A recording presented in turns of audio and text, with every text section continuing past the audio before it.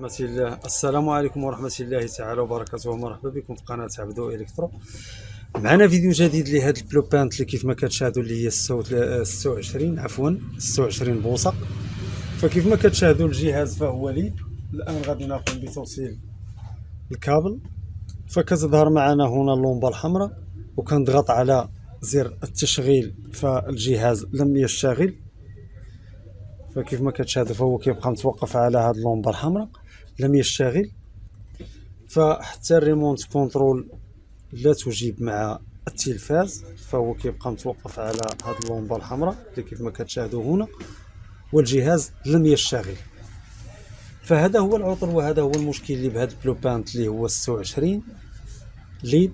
فالآن غادي نقوم بالفتح ديالو لنكتشف هذا العطل وإصلاح هذا العطل كذلك. الآن غادي نقوم بإزالة الكابل وفتح التلفاز. هذا هو السيريال ديال هذا التلفاز هذا اللي هو ليد تيفي بلو بانت 26.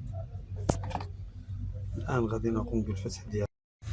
الآن كيف ما كتشاهدوا هذا هو التلفاز من الداخل، هذه هي البوردة ديال الباور سيبلاي، وكذلك هذه هي المين بورد، وهذا هو الرقم ديال هذا البوردة، وكذلك فهو به البانيل ديال ال جي اللي كيف ما كتشاهدوا اللي هو البانيل 260. فكيف ما كتشاهدوا في التلفاز كيبقى متوقف على هذه اللمبة الحمراء والجهاز لم يشتغل. فالآن غادي نقوم بإزالة هذا الاي سي هذا اللي هذا هو سبب هذا المشكل هذا. نقوم بشحن البيانات وكذلك الدعم فلاش لهذا الاي سي هذا اللي كيف ما كتشاهدوا. الآن غادي نقوم بالإزالة ديالو لشحن البيانات.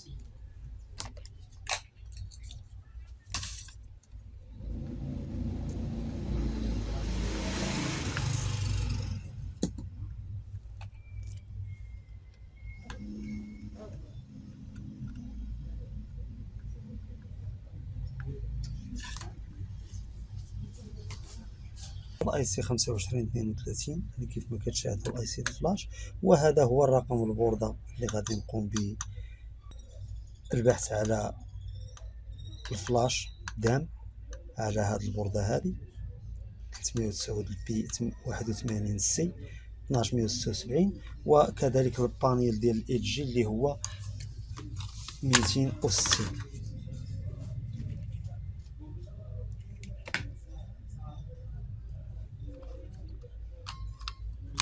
هكذا على هذا الشكل. والآن غادي ننتقل إلى الحاسوب لشحن الدعم فلاش لهذا التلفاز. الآن كيف ما كتشاهدوا فغادي نقوم بفتح البرنامج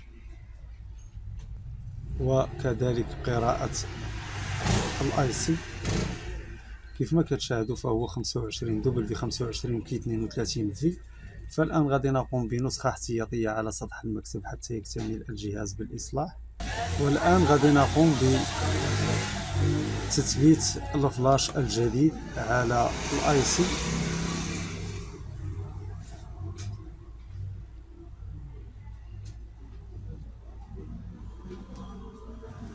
اللي هو هذا ديو اف 11 دبل 32.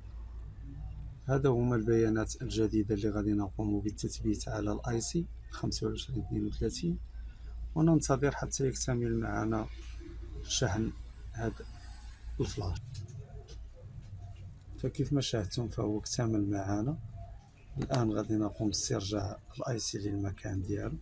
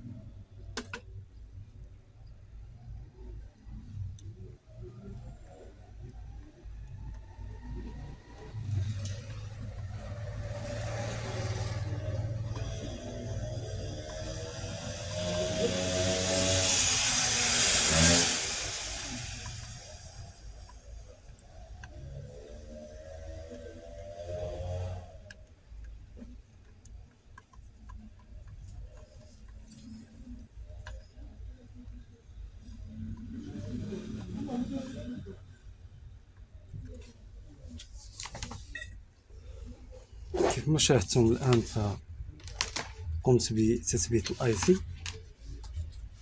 الآن غادي نقوم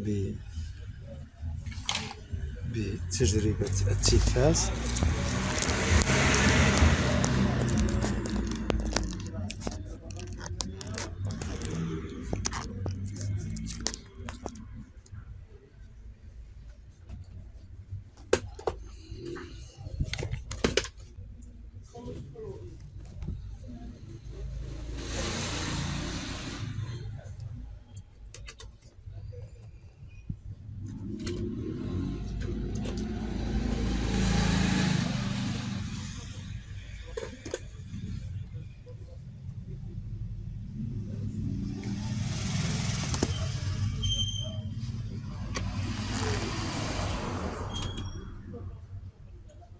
نقوم بتوصيل الشحن. اللمبة الحمراء فهي كتظهر معنا.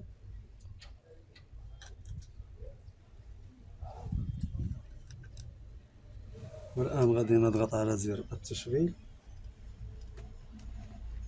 فكيف ما شاهدتم اللمبة الزرقاء فظهرت معنا، وكذلك 1.5 ظهر معنا هنا، و3.3 فظهرت معنا هنا، وهنا كذلك فظهرت معنا 12 فولت ديال تغذية التيكون، وكذلك ليد فهما الشاغل معنا، والتلفاز فهو الشاغل.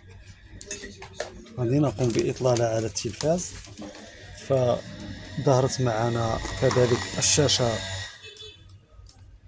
كتشتغل معنا، والتلفاز فهو الشاغل معنا، وتمت العملية بكل نجاح. غادي نعاود نقوم بتشغيل التلفاز مرة أخرى.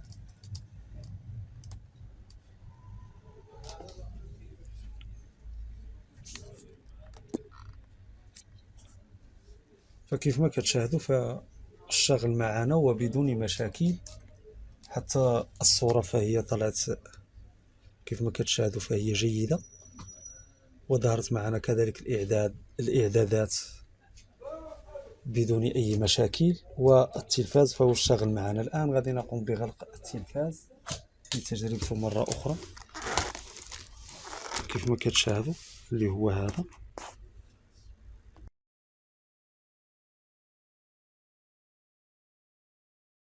الآن بعد ما قمت بغلق التلفاز، الآن غادي نقوم بتجربة التلفاز مرة أخرى.